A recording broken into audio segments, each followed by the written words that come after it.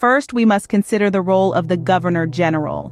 Envisioned as a benign overseer, the Governor General was endowed with numerous safeguards and special responsibilities.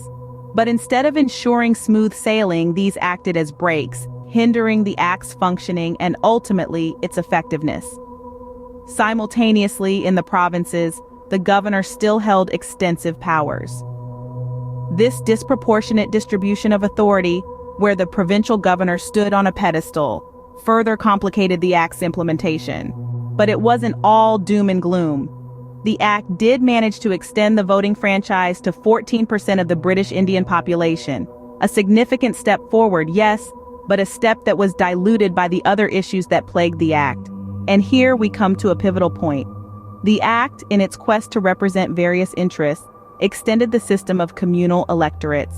This decision, while seemingly inclusive, fostered separatist tendencies that would eventually culminate in the partition of India. A chilling reminder of how good intentions can sometimes lead to disastrous results. In addition, the Act provided a rigid constitution with no room for internal growth. The right to amend it was reserved solely with the British Parliament, further stifling its potential for evolution. The long-term British strategy reveals a more calculated approach. Suppression was merely a short-term tactic. Their ultimate goal was to weaken the national movement and integrate large segments of it into the colonial, constitutional, and administrative structure.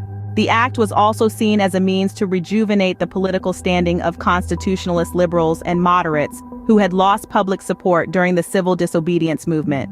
It was hoped that the taste of power would make the congressmen reluctant to return to the politics of sacrifice. But this was a double-edged sword. The reforms also had the potential to create dissensions within the Congress. The right wing could be placated through constitutional concessions, while the radical leftists could be crushed through police measures. And finally, the Act's provision for provincial autonomy had the unintended consequence of creating powerful provincial leaders.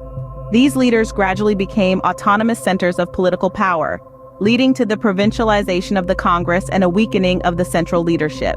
In summary, while the Act had some notable achievements, such as extending the franchise to a significant portion of the population, its effectiveness was marred by numerous factors.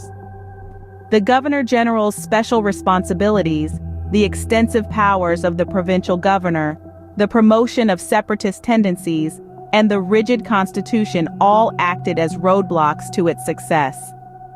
Add to this the long-term British strategy of weakening the national movement, and it becomes clear that the Act was more of a mixed bag than a resounding success.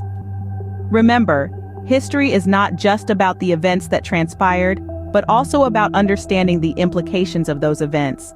The Act is a testament to this, a complex tapestry of intentions, actions, and reactions, each thread interwoven with the other, creating a pattern that is as intricate as it is fascinating.